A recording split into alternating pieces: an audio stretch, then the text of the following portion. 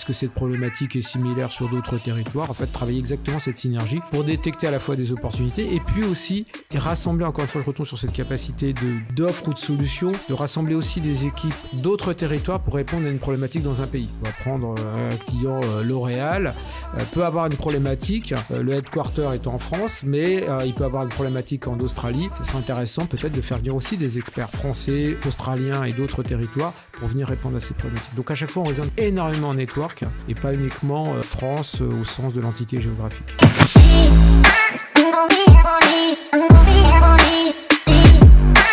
Si vous suivez les contenus qu'on produit avec Bulldozer, donc que ce soit aussi bien ce podcast avec Conquête, sur LinkedIn, notre newsletter ou directement sur notre site web, vous savez qu'on aime partager nos dernières astuces pour augmenter l'acquisition, la conversion, bref, générer plus de business. Et aujourd'hui, j'avais envie de vous parler d'un outil qui est très sous-estimé, notamment sur des sujets de conversion. C'est votre signature email. Votre signature email, c'est un moyen très simple de pouvoir diffuser des messages personnalisés auprès des prospects de votre choix. C'est pour ça que c'est très puissant pour des campagnes d'ABM notamment. À titre d'info, sur les campagnes ABM qu'on utilise chez Bulldozer auprès de nos clients, la signature email, ça peut être jusqu'à 36% de taux de conversion sur des contenus. Donc c'est vraiment très très élevé. C'est pour cette raison qu'on a choisi Signitic en partenaire de Conquête. Signitic, c'est une solution de personnalisation d'email qui vous permet de déployer des signatures pour tous les collaborateurs en quelques clics seulement. Il y a une intégration native avec Google Workspace et Microsoft 365. C'est connecté à votre CRM. Vous avez aussi la possibilité de créer directement vos designs dans Canva et de les déployer dans l'outil. Bref, c'est très puissant, très simple d'utilisation. Et avec le code Bulldozer20, vous pouvez bénéficier de 20% de réduction sur l'outil. Merci à Signitic de proposer cette offre pour les auditeurs de Conquête. Allez, on attaque l'épisode. Jean-Paul, bienvenue. Donc toi, tu es le CMO France et Maghreb de PwC. PwC, référence en termes de cabinet d'audit et de conseil. Concrètement, qu'est-ce que ça veut dire être CMO d'une structure comme celle-là? Alors, bonjour Jordan, merci pour l'invitation. Je suis très content d'être à ton micro. Qu'est-ce que ça veut dire être CMO d'une entité comme PwC France et Maghreb? C'est d'abord de s'assurer en fait qu'on est capable d'adresser les enjeux de nos clients et de leur porter à leur connaissance l'ensemble du panel d'offres que propose PwC. Et c'est vrai que c'est une des caractéristiques que l'on a. On le résume souvent à audit et conseil, mais on oublie aussi deux autres entités principales qui vont être les activités, tout ce qui va concerner le métier du legal, taxe, qui est couverte chez nous par PwC Société d'avocats. Et puis, une autre activité qui est beaucoup plus sur conseil, stratégie, fusion, acquisition, à travers la marque Strategian. Donc, c'est un ensemble d'activités.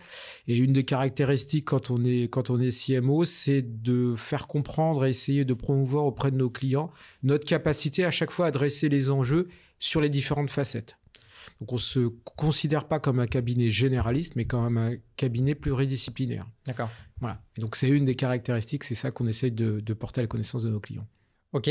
Donc, aujourd'hui, au sein de ta fonction, il y a 3 sujets qui sont la partie noto, la partie acquisition, la partie innovation.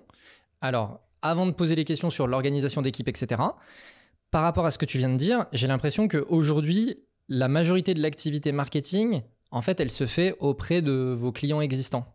Et du coup, sur les sujets de noto et acquisition notamment, comment est-ce que ça s'organise ? Alors, c'est vraiment une bonne question. C'est un enjeu quasiment quotidien là-dessus. Parce que c'est vrai qu'on raisonne, et dans ta terminologie, tu l'as raisonné comme ça, on raisonne client et on voit des entités économiques.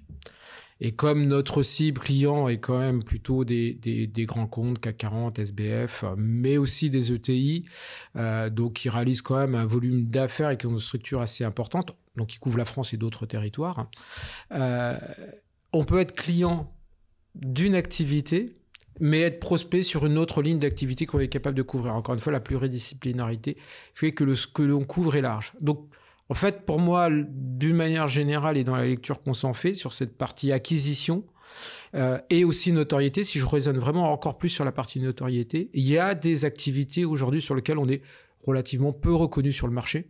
Et donc, quand on dit sur le marché, et auprès même de certains de nos clients, c'est un enjeu de faire connaître ces activités. Deuxième enjeu qu'on a assez souvent de notoriété, c'est, alors là je rentre un peu dans la cuisine interne, mais c'est assez classique des Big Four, ce qu'on appelle les Big Four, c'est qu'on a 2 grands corps d'activité, la partie audit et donc la partie conseil, comme je le décrivais, un peu large. La partie audit, elle est réglementée. C'est-à-dire que quand on appelle ce qu'on appelle un Channel One, quand on est Channel One chez un client, on ne peut pas vendre des activités de conseil. Parce qu'on ne peut pas auditer et vendre en même temps ce que l'on serait amené à recommander. C'est adjugé parti. Exactement. Donc, ce qui fait que régulièrement, il y a ce qu'on appelle des rotations. Donc, on ne peut pas rester ad vitam aeternam auditeur d'une entreprise. Et donc, il y a un vrai enjeu de regagner de la notoriété quand on est d'abord connu, par exemple, sur un métier d'audit, sur un compte, de faire comprendre à notre client et à l'ensemble, encore une fois, des entités d'un compte client, ce qu'on est capable d'adresser une fois qu'on ne sera plus auditeur. Donc c'est ce travail en continu, donc temps long sur ce genre de rotation, parce que c'est quand même des rotations qui durent sur plusieurs années, qui n'ont pas lieu tous les ans, heureusement, dans les deux sens, de faire connaître ces nouveaux enjeux et comment on est capable de les adresser. Et puis c'est aussi évidemment des stratégies autour de l'acquisition, parce que, encore une fois, sur un compte sur lequel on va pouvoir se développer, des secteurs d'industriels sur lesquels on voudrait, en tous les cas, gagner la part de marché et où on pense qu'on est pertinent, il nous faut évidemment acquérir suffisamment de contacts, de pistes d'intérêt chez ces comptes-là pour pouvoir engager des forces commerciales qui, derrière, vont pouvoir travailler, échanger, et des experts qui vont pouvoir échanger avec les clients. Ok, alors j'ai plusieurs remarques déjà par rapport à ça. Le côté jugé parti, ça me fait penser aux experts comptables qui sont aussi commissaires aux comptes, c'est-à-dire ils ne peuvent pas faire les deux. Exactement. On est clairement là-dedans. On est clairement là-dedans. Ok. En fait, je pense que c'est donc deux grosses portes que j'ai envie d'ouvrir. Remarque. La première, c'est j'ai l'impression que il y a vraiment une distinction entre l'entreprise, la marque PwC, les produits, les offres à l'intérieur. Et donc, il y a la notoriété sur laquelle la grosse marque PwC est, c'est-à-dire, de ce que je comprends, 2 des 4 et quelques offres. Voilà. Et donc ensuite, il y a le travail de notoriété, c'est comment est-ce qu'on va faire que ça ne vienne pas être un frein sur la notoriété des autres offres. Alors c'est un peu ça, on pourrait le lire comme ça, c'est pas tout à fait la lecture qu'on s'en fait, en tout cas que moi que j'essaye d'en faire. Encore une fois, on l'articule autour de grands sujets sur lesquels on veut être vis-à-vis de nos clients. Un des premiers, et je retombe sur la question, ce qu'on appelle les activités d'audit ou d'assurance, certification des comptes, c'est un sous-jacent qui a fait naître PwC et c'est tout ce qui va construire le socle de confiance d'un client. Et donc, nous, on est les garants de cette confiance qu'il doit donner au marché, aux différentes parties prenantes. Et ce socle de confiance, on essaye aussi après de le distiller, même si on ne fait pas des activités d'assurance, donc d'audit, de l'avoir toujours en ADN de la marque. C'est-à-dire de s'assurer que lorsque l'on fait des activités de conseil, quand on fait des activités liées au legal ou aux taxes, quand on accompagne un client dans ses stratégies d'acquisition, par exemple, il va pouvoir être en confiance sur ce que l'on va délivrer en termes de prestations et sur le fait qu'on va délivrer une performance qui est durable. Ça, c'est notre grand histoire que l'on souhaite raconter autour du socle de la confiance. Et une fois qu'on le décline en termes de stratégie un peu plus marketing et ce que ça veut dire, particulièrement, encore une fois, cette déclinaison de la confiance, ça va passer, parce que c'est aussi une des caractéristiques de notre travail, de notre organisation, c'est que nous vendons de la prestation intellectuelle. On verra, on sera peut-être amené à parler qu'on ne vend pas que ça, mais on vend très, très majoritairement ça. Et donc, il faut que l'on vende la capacité auprès de nos clients d'apporter en confiance des solutions qui vont répondre à leurs enjeux. Et c'est pour ça que nous, dans ce qu'on appelle notre go-to-market, on va d'abord s'intéresser aux enjeux du client.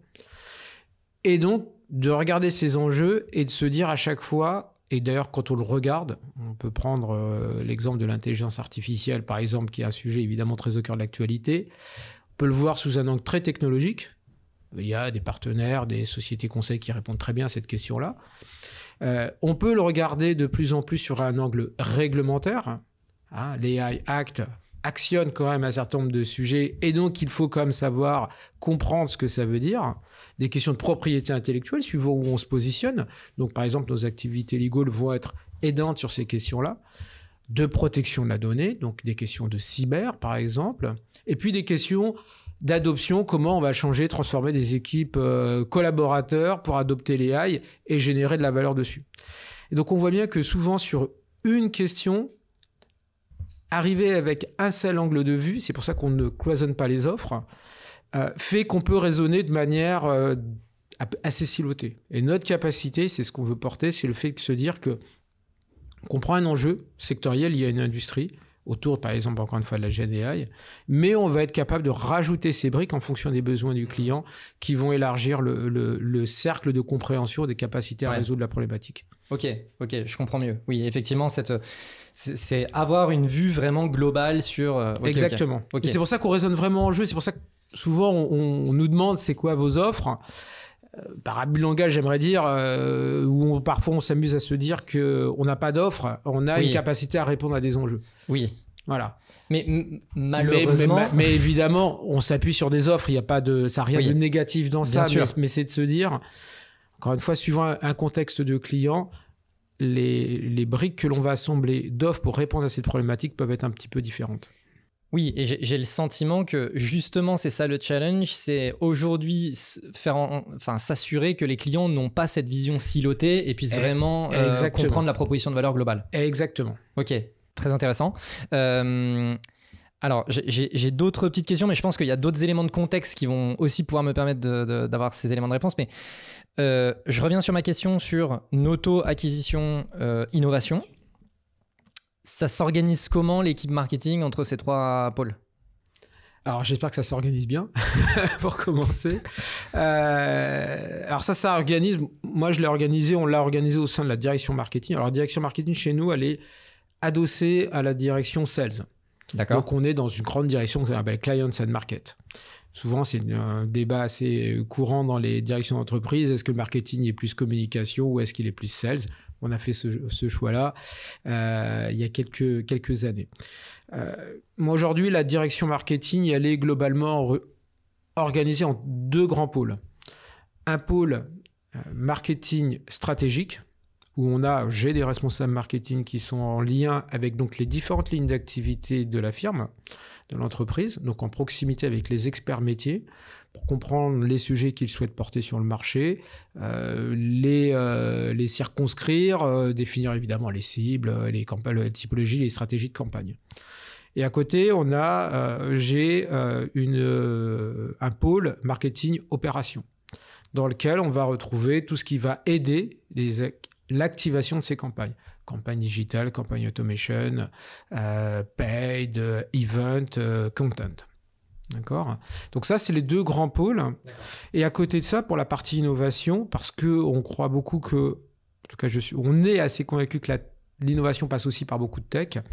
On a une équipe qui est un peu en cross de ces deux activités. Elle couvre, premièrement, sur la partie MarTech, c'est-à-dire à la fois de fournir les outils ou les éléments d'expérience client de manière à pouvoir proposer évidemment de l'enrichissement de l'expérience client et de la valeur qu'on peut retirer par rapport à la connaissance des clients. Donc ce pôle MarTech va aider à faire de l'innovation autour de l'IA. Encore une fois, on va forcément le citer beaucoup, mais quand on a travaillé sur le lancement du PwC Store, on a bien vu que c'était un pôle qui s'articulait en tous les cas sur différents leviers. Et toujours aussi sur ce volet innovation, parce que l'innovation, c'est pas que de la tech, c'est aussi des méthodes de travail, c'est aussi le fait de développer la culture commerciale. On a une troisième équipe, mais qui m'est pas directement rattachée, qui est dans la direction Clients and Market, qui va concerner toute la partie expérience client, avec qui on va beaucoup travailler pour justement essayer de voir quels sont les ponts, comment on peut repenser l'expérience client à tous les étages, depuis la notoriété jusqu'à la fidélisation client. Qu'est-ce que ça veut dire, comment on le travaille, et comment ça change la culture commerciale, et ça aussi, ça fait partie de l'innovation. Ok, très intéressant. Aujourd'hui, donc votre cible, on l'a dit plusieurs fois, mais c'est globalement ETI, grand compte, boîte du CAC 40, etc. Comment on fait pour signer des boîtes comme ça ? Bonne question aussi. Je ne sais pas s'il y a une réponse. Alors déjà, j'espère par notre expertise et la qualité de ce qu'on propose. Je vais faire ma langue de bois. Mais ça semble évident. Merci de le rappeler. Ça fait doux à mes oreilles à entendre. Comment on market ? Parce que là, on est en train comment on market ça ? Alors, on a la chance d'être présent historiquement et puis par un travail continu sur à peu près tous les comptes du CAC 40. Même on pourrait élargir à peu près sur l'ensemble des comptes du SBF 120. On a travaillé ou on travaille avec plus ou moins d'intensité sur l'ensemble de ces comptes-là. Maintenant, la question, c'est comment on va développer. Ça retombe sur ta question de départ. C'est qu'on peut arriver par quelque chose qui est assez normé, l'activité réglementaire audit. Donc là, le champ de ce que l'on vend est très normé. Donc on va développer du business autour de ces actions-là. Et puis il y a les autres comptes sur lesquels on va développer beaucoup plus des aspects de conseil. Ça passe beaucoup par nos experts, parce qu'une des caractéristiques, c'est qu'on n'a quasiment pas de force commerciale dédiée à la prospection en tant que telle. Ce sont nos associés, experts d'un domaine, qui sont les acteurs premiers de la force commerciale. Et donc, ils vont par des actions marketing sur lesquelles on va pouvoir s'appuyer, des partenariats, des événements, des soft leadership, on produit beaucoup de contenu. On va pouvoir amener un certain nombre de sujets vers nos clients, vers les cibles clients, et en fonction de l'intérêt, de l'appétence qu'on va avoir sur des cibles, pouvoir mettre en relation les bons experts en fonction de la problématique que l'on détecte chez un client. Et c'est comme ça que se fait cette mise en relation. Mais elle est assez directe entre l'expert d'une thématique et la problématique du client. En tout cas, la problématique première du client. Donc, on fait cette mise en relation. En tout cas, le marketing a vocation à aider là-dessus. Et puis, évidemment, après, c'est le travail individuel de chaque associé qui, par son relationnel, qui, par sa capacité à proposer, encore une fois, assez souvent des contenus, des réflexions sur un certain nombre de sujets, va entretenir un dialogue avec son client ou avec ses cibles pour, comme je le disais tout à l'heure, partant d'une problématique initiale, on va peut-être s'apercevoir que finalement, ce n'était pas la réponse, elle n'est pas aussi immédiate, elle peut nécessiter un pas de côté. Donc, c'est vraiment cette vision business partner. Business partner, clairement. OK. Et donc, les équipes market, à quel point elles travaillent en collaboration avec ces business partners? Enfin, comment est-ce que c'est quoi les routines de travail, etc., pour pouvoir vraiment un peu augmenter ces business partners? Alors, il y a vraiment un travail qui se fait aussi bien, alors d'ailleurs, en France que sur les autres territoires, parce que quand on parle de comptes qui sont au CAC 40, ils opèrent en France, et quand nous, et évidemment beaucoup à l'international. Donc, on va raisonner en ce qu'on appelle en core team, en équipe de compte, qui est animé par un account manager, qui va s'assurer de rassembler les équipes experts avec un leader, un associé qui va leader ce compte, qui est en charge de ce compte.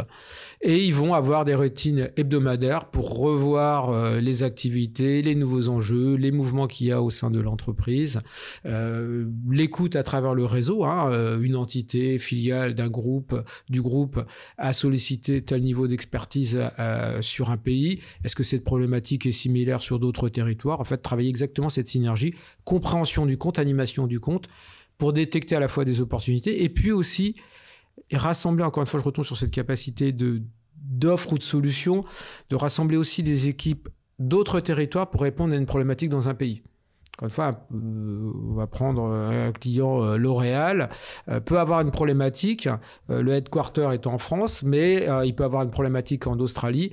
Ça serait intéressant peut-être de faire venir aussi des experts français, australiens et d'autres territoires pour venir répondre à ces problématiques. Donc à chaque fois, on raisonne quand même énormément en network et pas uniquement France au sens de l'entité géographique.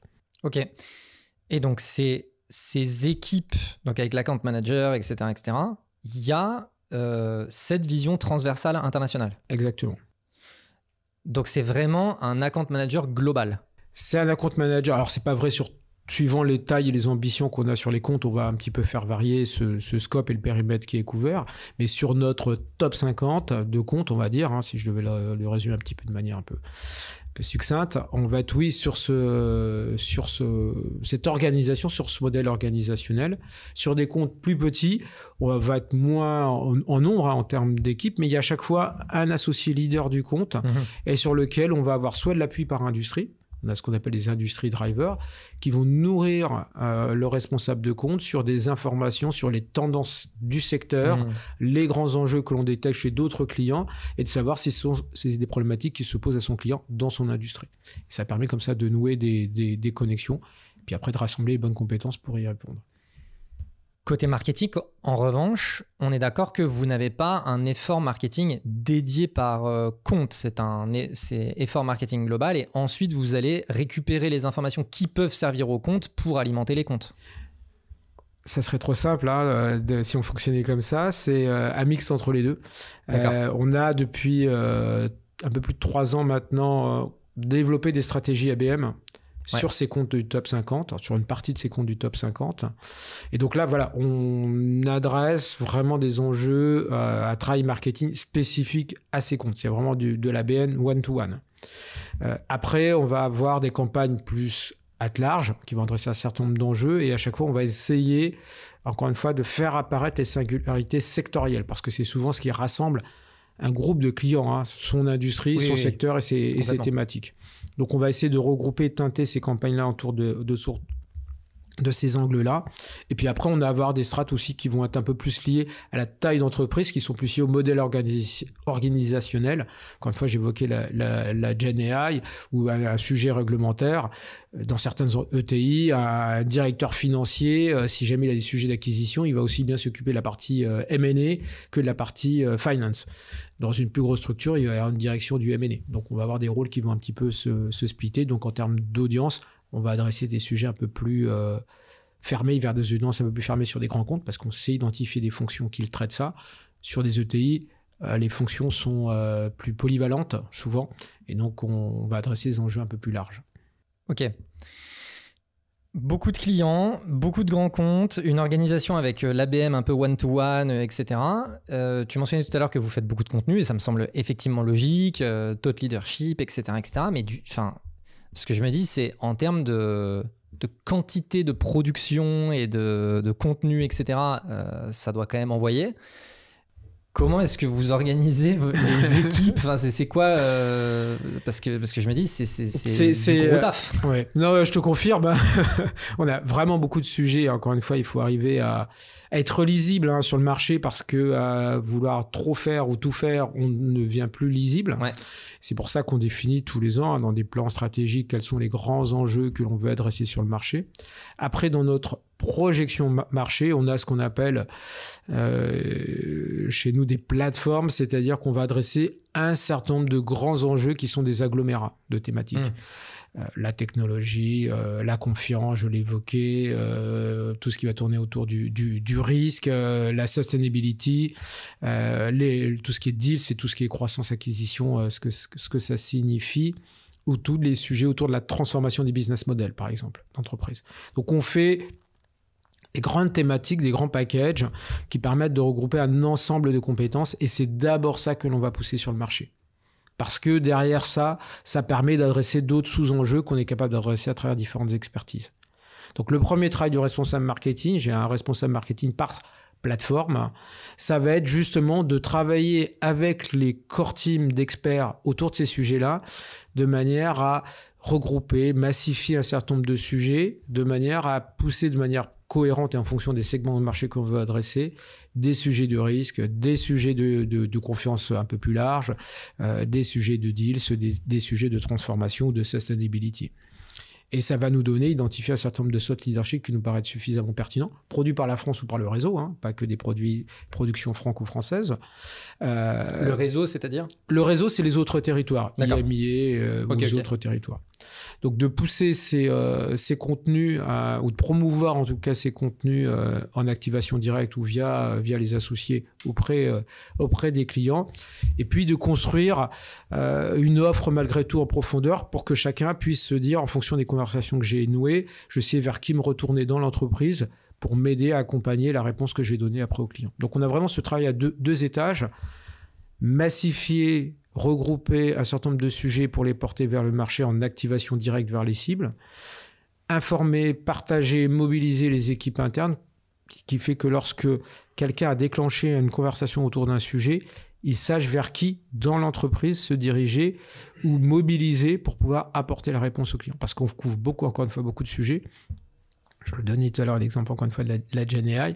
Ça peut être parfois compliqué aussi pour un collaborateur de se dire j'ai un client qui est intéressé par cette problématique, vers qui en interne je me retourne, qui va être le bon expert à mobiliser. Et donc ce travail, on le fait pas tout seul, mais on le fait aussi avec les équipes métiers pour cartographier tout ça et de faire ces ponts et ce dialogue en continu. Il y a combien de personnes dans l'équipe marketing France ? On est 30 personnes. Ah ouais, je m'attendais quand même à plus de monde. D'accord. Non, c'est un... C'est lean, ouais. Ah oui, on est dans l'efficacité. Ah ouais, bah oui, là, c'est efficace. Et quelle relation vous avez avec... du coup, comment est-ce que vous travaillez avec les autres territoires ou alors avec une équipe globale? J'imagine qu'il y a une équipe globale. Il y a une équipe globale, il y a une équipe IMIA. Pareil, on a organisé, c'est à peu près les mêmes modèles, hein, en tout cas, on se regroupe autour de ces fameuses plateformes, donc ces grands enjeux clients.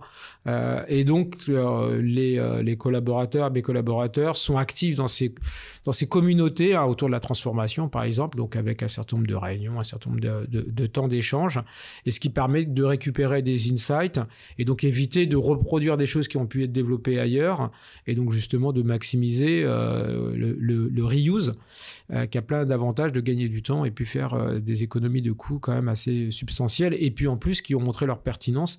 Et encore une fois, bonne partie des clients que l'on adresse sont aussi intéressés de savoir ce qui se passe sur d'autres territoires en termes de use case. Et eux-mêmes sont présents sur d'autres territoires. Exactement. Donc on est complètement en cohérence là-dessus, quoi. Ok. Il y a eu vous avez lancé donc le PwC Store pardon, il y a quelques temps. Tu l'as mentionné rapidement tout à l'heure. Qu'est-ce que c'est? Alors, le PwC Store, c'est né d'abord. Alors, qu'est-ce que c'est? C'est un site web dédié à la vente de produits digitaux, si je devais le résumer. Comment c'est né? Pourquoi on a décidé de lancer un PwC Store? En fait, c'est né du fait que on avait noté une forme de déficit de la marque, de manière très tangible, comme une marque pas suffisamment perçue comme tech. Or, quand on regarde ce que l'on fait, ce que les équipes d'Elive proposent tous les jours chez les clients, ils s'appuient sur énormément de technologies. Mais aujourd'hui, dans la vision collective, le poids de l'assurance, et il ne faut pas le renier, c'est hyper important, de l'audit, fait que aujourd'hui, hier, on n'était pas forcément perçu comme un acteur de la tech. Et donc, il nous a semblé intéressant de se dire que quand on est un acteur de la tech, il faut incarner la tech. Et que, encore une fois, on a régulièrement des équipes qui développent pour eux-mêmes, quand ils réalisent des missions clients, des assets, des produits digitaux qui leur permettent de mieux répondre à un besoin client, ou pour les besoins clients, ont développé des solutions digitales.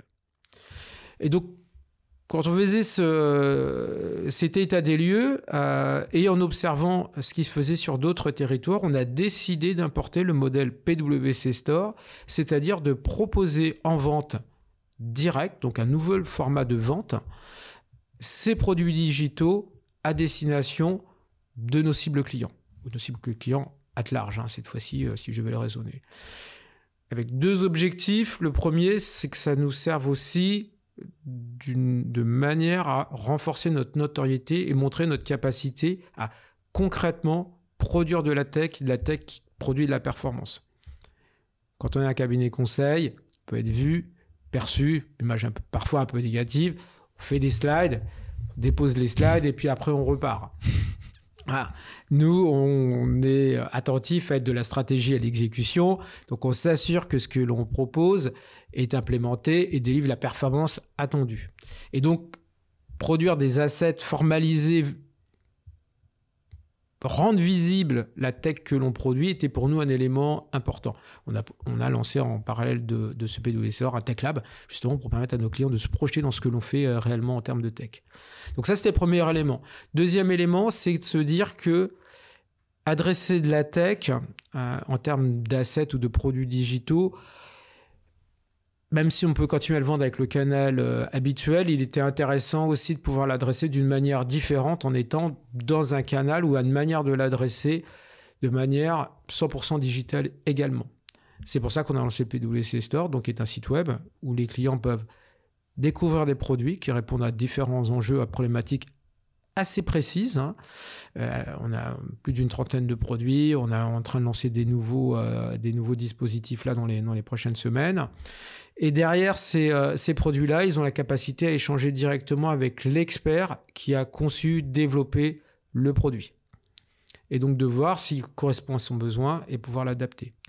Et pour faciliter cette mise en relation, on a construit aussi un nouveau modèle opérationnel avec le fait d'intégrer des équipes de vente, cette fois-ci complètement dédiées à cette gestion des leads entrants et de la prospection sur ces cibles-là.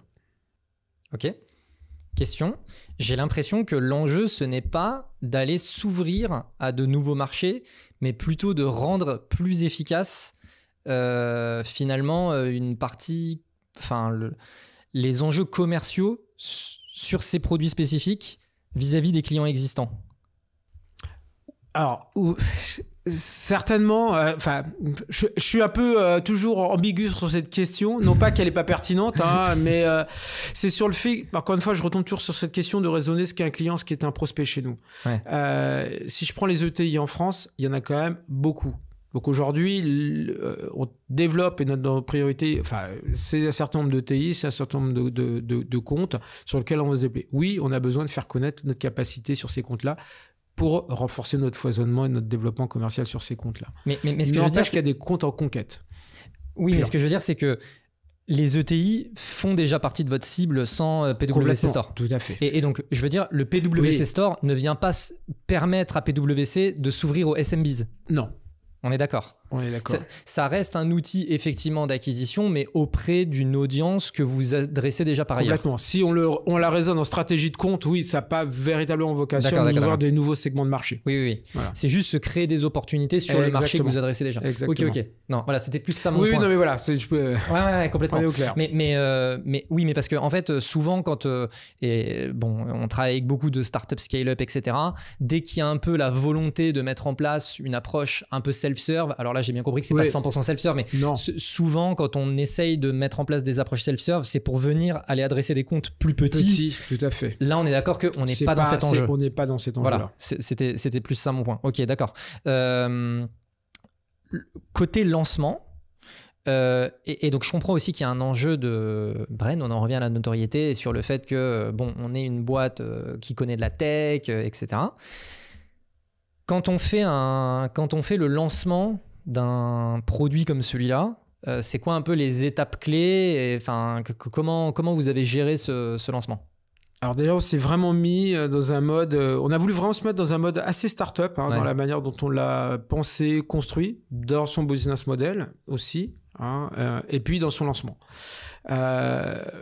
Les grandes étapes, ça a été, je mets de côté les étapes purement tech, définition des produits, mise en ligne d'un store, ce qui ne sont pas un petit sujet néanmoins. Oui.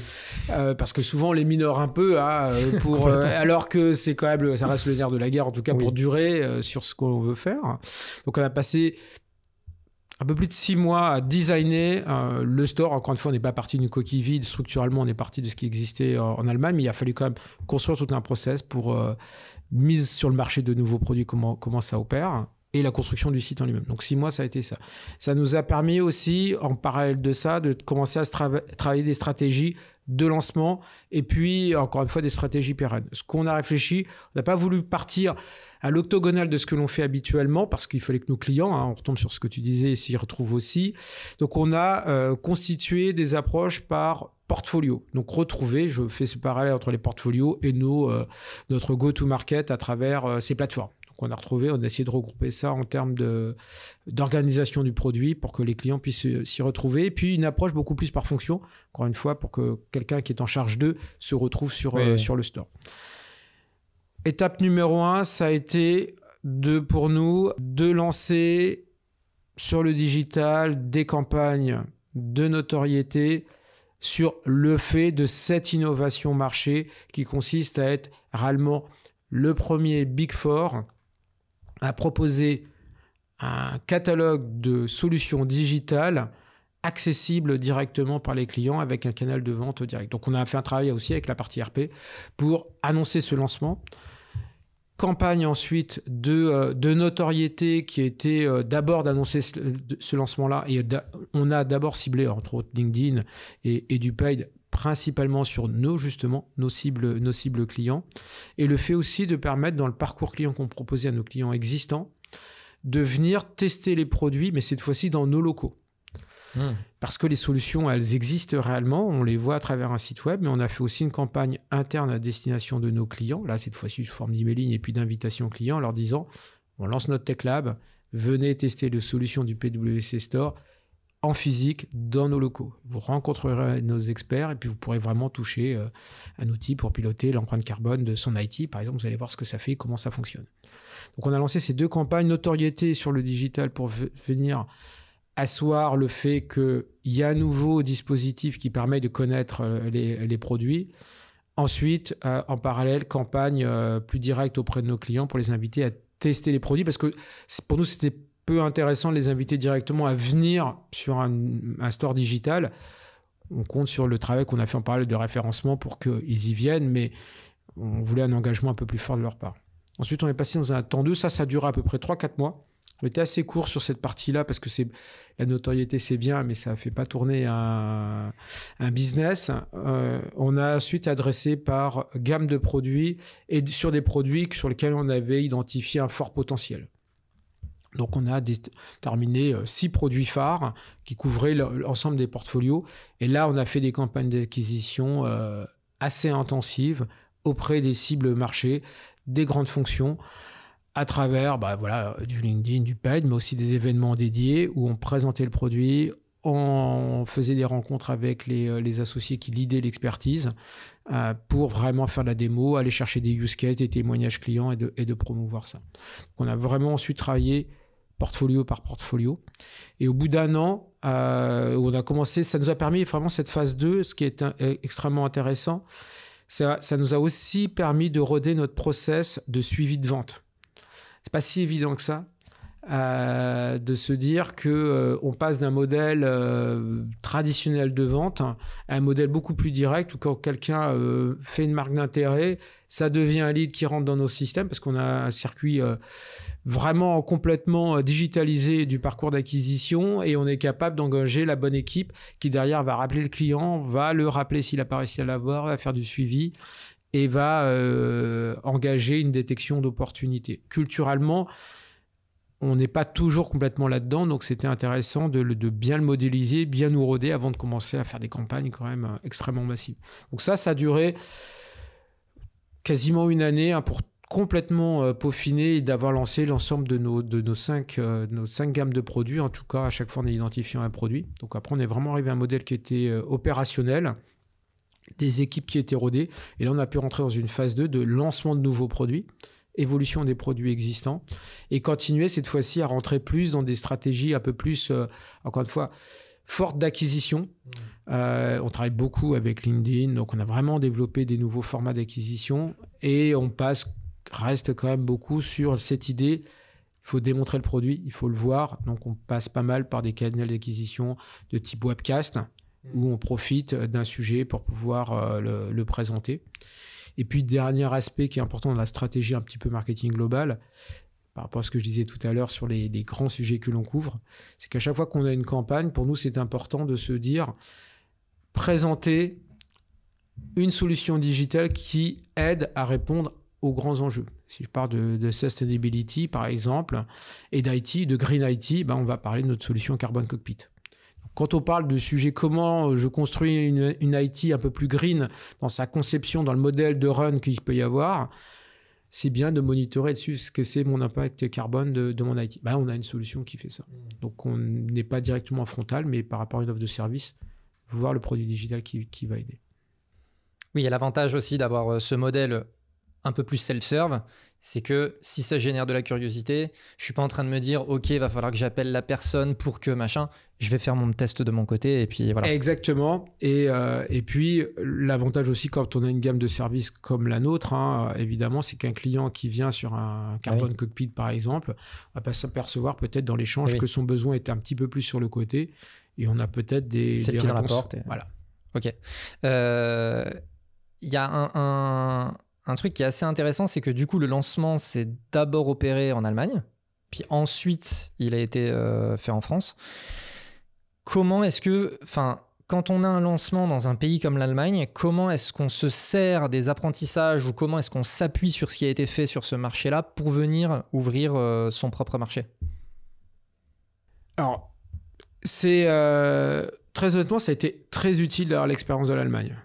parce que c'est vrai que ça impose quand même de relever pas mal de challenges, rien que le modèle organisationnel. Et ça nous a permis, ils nous ont partagé leur setup, leur courbe d'expérience sur comment ils avaient structuré une équipe marketing dédiée, une équipe sales dédiée, une équipe product owner qui gérait donc la vie des produits dédiés. Donc déjà, on a vu quel est le niveau d'investissement que l'on devait mettre pour arriver à quelque chose qui génère de la performance. Et quand on parle d'investissement, c'est pas uniquement financier, c'est aussi people. Exactement. Et c'est vrai, encore une fois, on a rarement, et c'est très difficile de dédier 100% quelqu'un à un sujet comme celui-ci. Et donc, eux, ils ont fait ce choix-là de monter une équipe, quasiment une business unit dédiée à ce PwC Store. Quand ils nous ont présenté ce modèle, ce qui nous a paru extrêmement intéressant dans ce qu'ils proposaient, le point qui nous a challengé, c'était le fait qu'ils se retrouvaient avec, aussi bien d'un point de vue IT et de Martech, de technologie, avec deux systèmes qui cohabitaient. Le système pour driver le business courant, et puis une deuxième solution qui permettait de driver le business lié au PwC Store. Ça nous a beaucoup challengé en se disant ça c'est quand même dommage de ne pas bénéficier de ce qui se fait d'un côté et de l'autre côté et que ça ne circule pas. Donc nous, on a fait ce choix d'être dans le même environnement technologique, à part le site web qui est le site qu'ils nous ont fourni. Mais le CRM, la plateforme de marketing automation qui est connectée, c'est la même pour nos activités de service que pour les activités PwC Store, ce qui n'est pas le cas en Allemagne. Donc ça nous a aussi aidé de se dire, bon, déjà, on peut se poser des questions d'un point de vue technologique qu'on n'aurait peut-être pas abordé, mais c'est important d'avoir leur retour d'expérience dessus. Deuxième élément sur lequel ça a été utile de collaborer, on a beaucoup travaillé avec eux, avec des échanges extrêmement réguliers, c'est justement sur les stratégies d'acquisition. Comment je développe du trafic, quels sont les canaux social media qui sont les plus actifs. Le PwC Store est présent dans d'autres pays, par exemple en Pologne, j'échange beaucoup avec, parce qu'on a des plateformes communes avec les pays d'Europe de l'Est. Ils travaillent beaucoup, par exemple, l'acquisition sur un Facebook, qui génère pas mal de leads. Nous, on a fait des tentatives, fort de leur expérience, on s'est aperçu que ça ne fonctionnait pas. Mais ça a permis de très vite prendre leur modèle, un certain nombre d'assets qui étaient déjà existants, tous les aspects technologiques et traitement de leads qui fonctionnent avec, l'implémenter. Et ce qui fait que normalement, la courbe d'expérience, il te faut 6-8 mois pour apprendre et te dire ça marche pas. Et tous les efforts que ça suppose. Là, en quelques semaines, on était capable d'implémenter le process, les bonnes équipes, de faire tourner, et en 3 mois, on pouvait déjà voir si ça donnait des résultats ou pas. Donc, vraiment gagner en vélocité là-dessus. Et puis, l'autre aspect, c'est encore une fois, je reviens sur quand même des questions technologiques, parce qu'on a beaucoup travaillé avec eux. C'est aussi maintenant de devenir aussi des insights pour eux, pour pouvoir développer des nouvelles features dans l'outil. On est en train de mettre, on a mis en place, par exemple, un chatbot pour favoriser le conversationnel avec nos clients. Et puis, on travaille sur un système de paiement vraiment en ligne pour des modules de formation. Ok, très clair. Dans tous ces différents sujets, donc je prends le PwC Store, mais je prends aussi les autres sujets, ça m'intéresse de comprendre, et surtout, encore une fois, parce que vous adressez cible CAC 40, donc cible de vente un peu long, il y a les business partners, etc., etc. Côté market, c'est quoi les KPI que tu regardes ? Alors, je vais revenir peut-être, avant de répondre à cette question, je vais peut-être revenir sur un petit point, parce que c'est vrai que je répète souvent, mais je pense que ça peut être intéressant de l'avoir. Ouais, oui, et puis il est toujours important, parce que c'est vrai que quand on le raisonne, on fait du B2B sur une cible quand même de grands comptes, grandes entreprises. Je répète toujours aux équipes, et c'est pas moi qui le dis, c'est Gartner, c'est que quand on s'adresse à une cible B2B, on s'adresse pas à une fonction. Pour convaincre en B2B, il faut s'adresser à 11 personnes en moyenne autour de cette fonction. C'est toujours important parce que, justement, ce que l'on est amené à construire et les niveaux d'intérêt ou de problématiques que se posent ces 10 autres personnes autour de cette personne centrale sont extrêmement différentes. Et donc, ce qui rajoute quand même énormément de complexité dans le messaging et dans la proposition de valeur qu'on est amené à apporter. Donc, je voulais juste remettre ça parce que c'est aussi un des éléments de KPI que l'on suit. C'est de s'assurer qu'on est en capacité de détecter des pistes d'intérêt, non pas simplement pour le décideur, le CFO, le directeur de la supply chain, mais bien les 10 autres personnes qui se seront mobilisées ou engagées autour d'une thématique. Donc, on a un enjeu de comprendre le reach, la capacité que l'on a à atteindre nos cibles non pas en termes d'individus uniquement, mais de cohortes d'individus autour d'un sujet. Donc, c'est un élément. Donc il y a un vrai travail de mapping qui doit être fait. Exactement, il y a un vrai travail de mapping et de se dire, est-ce que j'arrive à consolider ça? Et c'est un gros défi sur des comptes où il y a évidemment beaucoup de mouvements dessus. Les grands KPI que l'on... Pour revenir maintenant à ta question plus directement, les grands KPI que l'on a, c'est d'abord de se dire, est-ce qu'on a suffisamment de reach? Est-ce qu'on est suffisamment visible, notoriété auprès de nos cibles sur ces fameux grands enjeux de plateforme? Donc on découpe après en sous-segments, mais on suit là-dessus l'empreinte marché, visite de site web, vue sur des réseaux sociaux. Ça passe évidemment beaucoup par KPI qui sont issus du digital. Donc ça, c'est le premier élément. Le deuxième élément qui est important, on refait un parcours de sales, de funnel, ça va être... Taux de conversion de ces leads. En tout cas d'acquisition de ces leads et taux de conversion de ces leads. Encore une fois, avec cette question qu'il y a des leads qu'on a déjà, mais c'est le taux d'engagement qu'on a de ces leads vis-à-vis de nos contenus et de nos actions. Et puis derrière, c'est la capacité des sales à prendre ces leads-là. C'est vraiment le troisième grand KPI que l'on travaille, parce qu'on est marketing and sales, que l'on travaille, c'est comment les équipes sales s'approprient ces leads-là et derrière déclenchent le rendez-vous pour pouvoir détecter les opportunités. Donc, si je devais résumer, c'est en trois grands buckets, c'est ça. Est-ce qu'on arrive à toucher nos cibles? Est-ce qu'on arrive à les engager? Est-ce qu'on arrive à mobiliser les équipes internes pour que derrière, ça déclenche des conversations auprès de nos clients? D'un point de vue marketing, c'est nos trois grands indicateurs que l'on suit. Ok. C'est focus. C'est focus.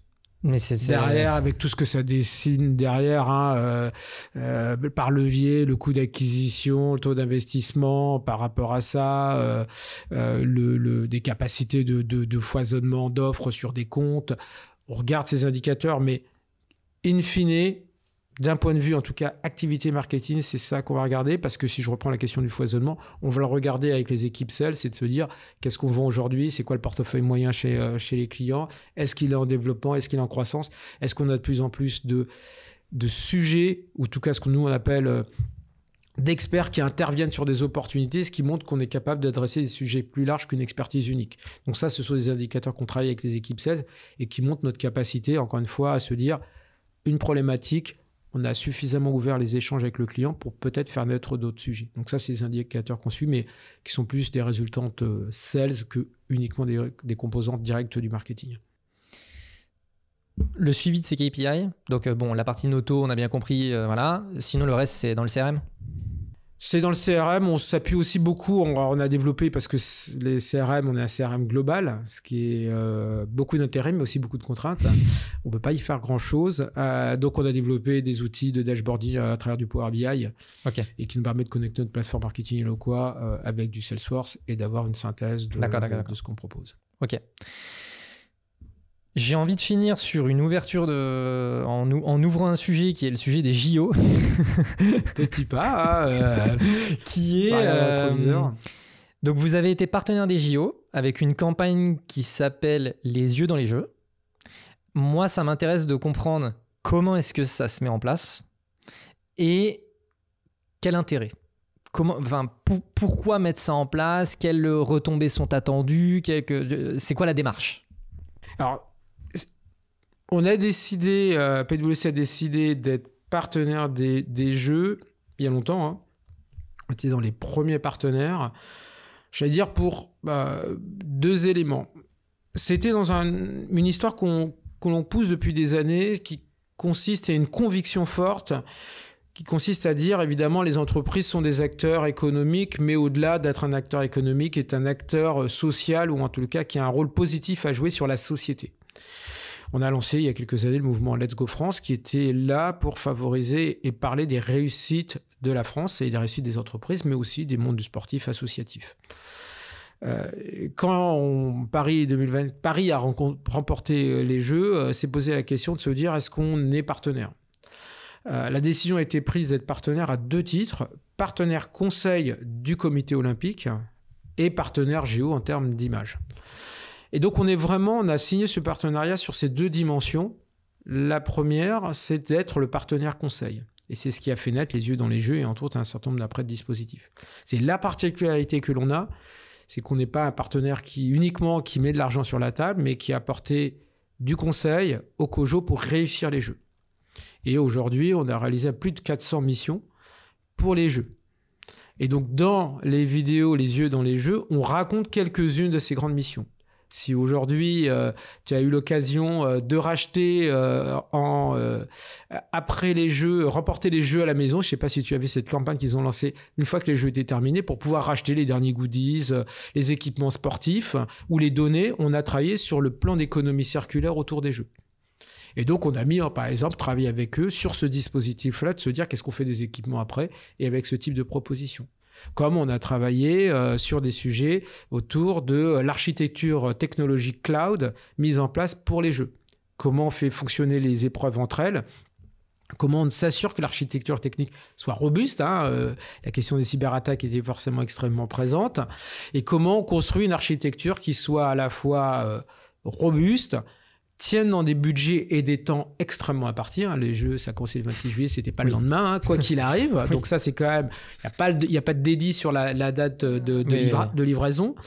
Et avec cet enjeu de se dire que c'est aussi quelque chose qui n'est pas à vie, et cette question de l'héritage. Donc qu'est-ce qu'on va laisser après ? Comment on va fermer les infrastructures après, proprement, la data security, les RGPD, si tu es allé aux yeux, tu as dû recevoir des petits messages en disant qu'on va bien supprimer toutes tes données et que ça a été bien fait.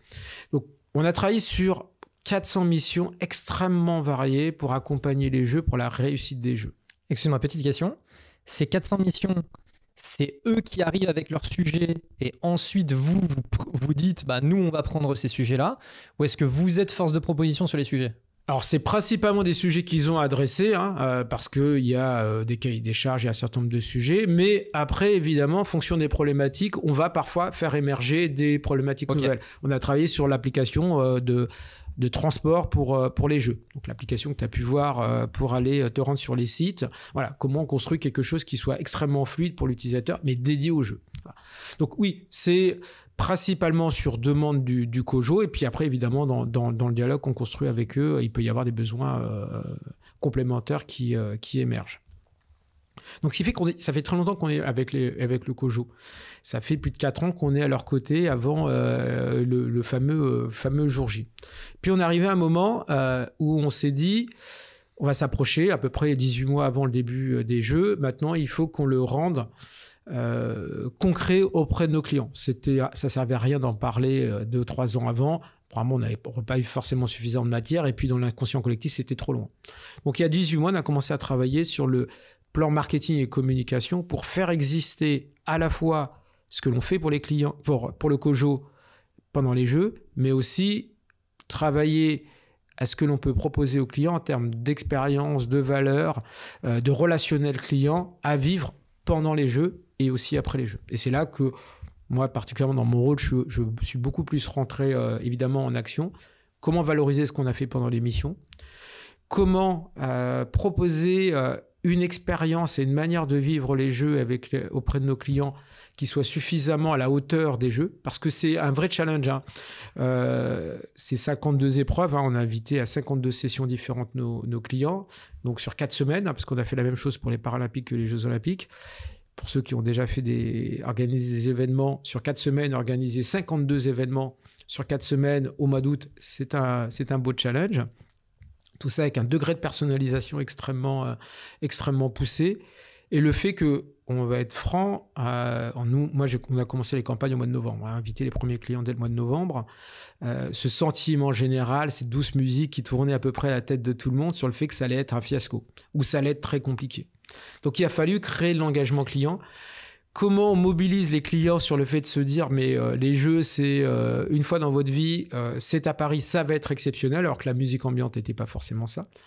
Donc il a fallu évidemment imaginer et proposer, être extrêmement positif dans ce que l'on pousse et extrêmement convaincu que l'on allait vivre quelque chose d'exceptionnel. Et c'est ce qu'on a cherché à promouvoir auprès des clients qu'on a invités, et même les autres, pour leur dire Regardez les jeux, c'est quand même quelque chose d'extraordinaire. Quand vous travaillez sur la stratégie de la supply chain pour s'assurer que sur tous les sites, il y ait des glaçons, parce qu'il y en a besoin pour vos cocktails quand vous allez être sur les stades, mais aussi pour la glace pour les sportifs ou pour les chevaux au château de Versailles, quand ils sortent d'une épreuve, il faut les soigner. Et donc, ça passe par exemple de la glace. Comment on s'organise pendant 4 semaines d'avoir de la glace partout sur des sites comme ça, alors qu'on est en plein été avec des risques de canicule, par exemple. Donc, c'est quand même des questions... Quand on les regarde sous une fenêtre différente, quand on se dit qu'on a pu accompagner ça et quand on voit la réussite que c'est, ça fait naître une fierté pour la marque, fierté des collaborateurs qui ont contribué, mais aussi de tous les collaborateurs. Et on tenait à cœur à inviter nos clients et à partager avec nos clients au sens large du terme ce qu'on a fait. Donc c'est ça qui a été les grands moteurs. Proposer aux clients invités une expérience extrêmement forte pour que ça reste un moment unique avec eux. Et on a vraiment vécu des moments uniques. J'ai eu la chance de participer à pas mal d'épreuves à leur côté. En tant qu'athlète, d'ailleurs, je t'ai vu. Tu as vu, hein, c'était quand même assez prodigieux. Même pas le marathon pour tous, hein, donc je le revendique et bravo à eux. Mais voilà, créer un maximum d'engagement et continuer évidemment après, derrière, à continuer à échanger. Mais c'était d'abord la finalité, créer une intimité avec les clients et qu'ils puissent découvrir ce qu'on est capable de faire. Pas qu'une finalité de vente directe, c'était pas tellement la question, mais de se dire... Ils changent aussi leur regard, la perception qu'apporte PwC. Petite side note, mais le fait qu'il y ait ce côté un peu... tu parlais de l'ambiance et du fait qu'avant le lancement des JO... Bon. C'était ce que c'était. C'était ce que c'était. En plus de ça, il y avait eu les trucs politiques autour, etc. Exactement. Et que tu vois... que vous jouiez le rôle d'être positif, optimiste, etc. Et quand on voit le résultat final, mais j'imagine que pour vos clients, ça doit être aussi... Il doit y avoir une musique qui doit résonner qui était « ils avaient raison ». J'aime le croire et c'est vrai qu'on a fait forcément une enquête de satisfaction après post-JO, alors qui était extrêmement positif et... j'ai eu l'occasion de rééchanger avec quelques invités qu'on a eus ou d'autres personnes. Oui, il est resté de ça en se disant vraiment, vous avez eu raison d'y croire. Franchement, moi j'ai plusieurs personnes, je pense que peut-être des gens des entourages des uns et des autres, des Parisiens qui ont regretté d'être partis. Oui, c'est vraiment un exemple assez flagrant. Et oui, vraiment ce sentiment-là, moi quand on reçoit encore des demandes pour nous dire si on peut nous renvoyer des éléments, les fameuses photos qu'on a faites ensemble, plusieurs semaines après, on se dit bien que c'est resté quelque chose de fort et ils sont à cœur de le repartager autour d'eux. Donc c'est ça qui pour nous est extrêmement valorisant, c'est que vraiment les clients avec qui on a vécu ça, mais encore une fois un petit peu plus large, on voit bien qu'on les a fait s'immerger dans quelque chose qu'ils auraient certainement regardé d'un peu plus loin on leur avait pas partagé aussi un certain nombre d'histoires autour de ce qui se fait autour des JO, de comment ça s'est construit et que c'est important d'être optimiste. On sort une campagne de brand actuellement sur l'optimisme et justement on a une chef économiste, Stéphanie Villers, qui travaille chez nous et qui a fait une analyse sur l'impact du PIB de l'optimisme. Et on voit bien qu'il y a eu des statistiques, que les JO ont eu un impact positif sur le PIB de la France, mais que l'optimisme en général est un élément évidemment extrêmement favorable. Donc ça se construit. C'est pas une capacité innée, l'optimisme. On n'est pas soit optimiste soit pessimiste. En tous les cas, on va avoir des appointances ou des facilités mais ça se cultive. Ça s'entretient et c'est par la proximité avec des éléments qui favorisent cet optimisme qu'on arrive à être contagieux de son positivisme. Je propose de finir sur cette note. Merci Jordan. Positive. Donc on va s'arrêter là-dessus. Merci beaucoup pour tout le partage. Pour l'invitation. Et puis j'ai hâte du coup de voir aussi cette campagne autour de avec grand plaisir, etc. Bon courage aussi pour la suite, le PwC Store, etc., etc. Merci beaucoup. Merci à toutes les personnes qui ont suivi l'épisode jusqu'à maintenant. Comme d'habitude, vous connaissez un peu la chanson, mais le like, le partage, commentaire, etc. si vous avez apprécié. On a eu l'occasion de parler d'ABM pendant cet épisode, donc je vous mets par la suite un épisode spécifique sur l'ABM. Je vous encourage à aller regarder ça. Et on se retrouve très vite. Salut. Merci. Do it! Just do it! Don't let your dreams be dreams. Yesterday, you said tomorrow. So just do it! Make your dreams come true! Just do it!